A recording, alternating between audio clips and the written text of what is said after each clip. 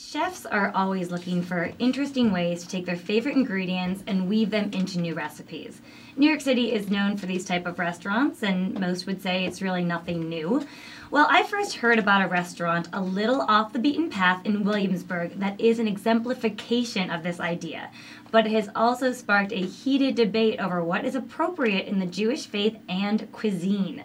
As many celebrate Hanukkah this time of year, we are reminded of the strong traditions and beliefs of the Jewish faith, and also that being religious can mean many different things to different people.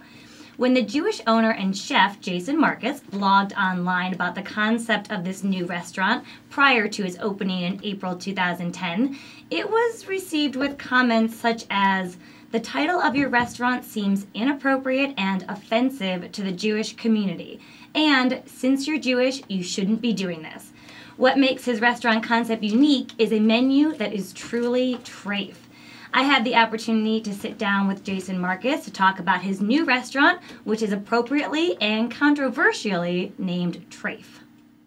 Traif is a Yiddish word. It means unkosher. What it means sort of specific to this restaurant is we use a lot of pork and shellfish, which a lot of people would sort of signify that's what Traif means, or unkosher foods tend to be pork and shellfish.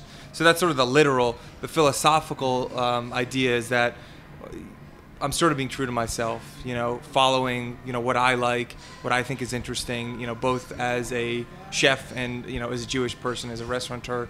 Well, in the beginning, when he first started sharing this idea of a restaurant that would be called Traif, even his own parents took just a little bit of persuading.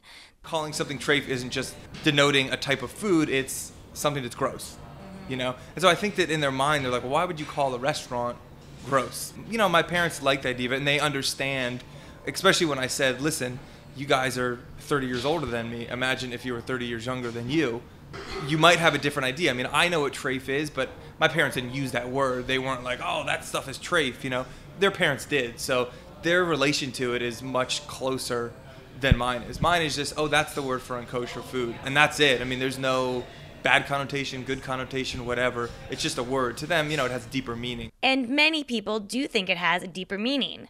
But Jason stands strong on the idea that food should not be the focus in religion.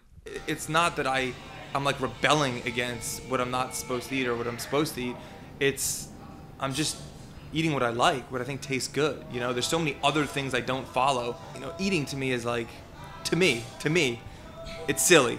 That should be the focus of I'm doing wrong. I'm being an immoral Jew. I mean, there's other things that I'm not doing, and I think that there are things that I am doing.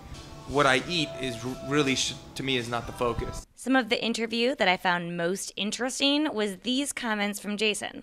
The reason the Sida community came to New York is, religious expression.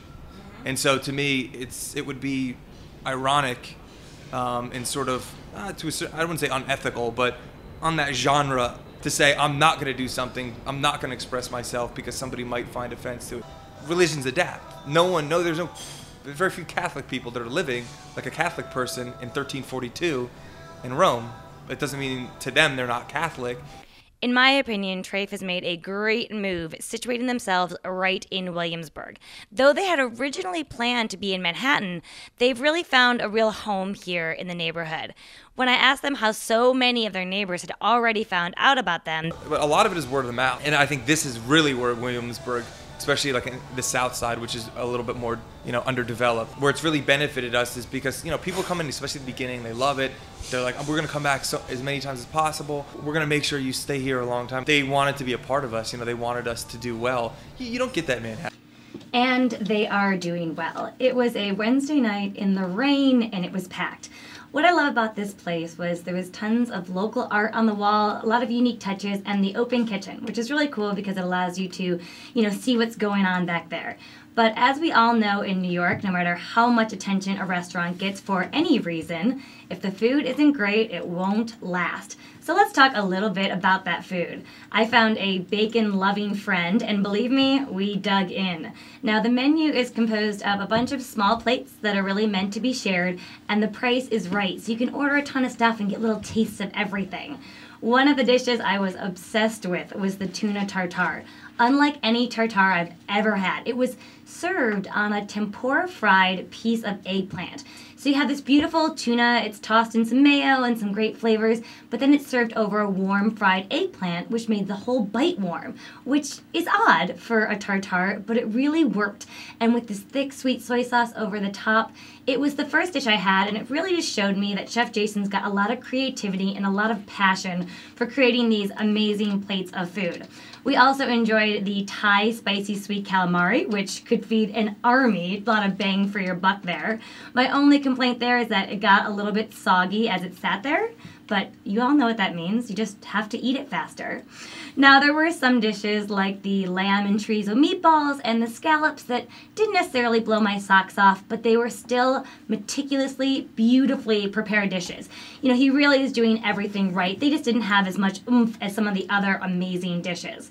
You know, in general, what I really appreciated was, you know, he used a lot of bacon, but, you know, they were always done in a really balanced dish. One of the most perfect bacon dishes was actually the bacon donuts with this dulce de leche sauce. Guys, these were amazing. The sauce just made them. Even after the donuts were gone, I was just licking the sauce off the plate, which is not a very attractive thing. And on top of that great sauce were these little finely chopped pieces of salty, crunchy bacon that just gave it this tiny bit of texture, this little bit of bite, and it was a really great compliment to it. Oh, and the coffee ice cream on the side may have been the strongest coffee ice cream I've ever had. I think I tasted it and got a caffeine buzz, which I'm not complaining about. So whether you are intrigued by the name or the bacon donuts, Traif is definitely a place worth checking out, and it'll definitely get you talking. Thank you so much, Nikki. Nikki, what was the atmosphere in the restaurant like? It was good. You know, it's cozy, it's smaller, kind of like you might expect to find in Williamsburg. And with that open kitchen, there's always a bit of energy and some liveliness there. But in general, it's a place where you want to go, have a couple drinks, and just be biting and kind of drinking all night. It's a good place. Jack, do you think that maybe Matisyahu stopped by there after his concert to have a bite to eat? He should have. I don't think he would. It's possible. I think, you know, he was tired. Maybe minus the bacon. It's been a long tour. All right, well, great. It's been a great show. I want to thank all of our guests.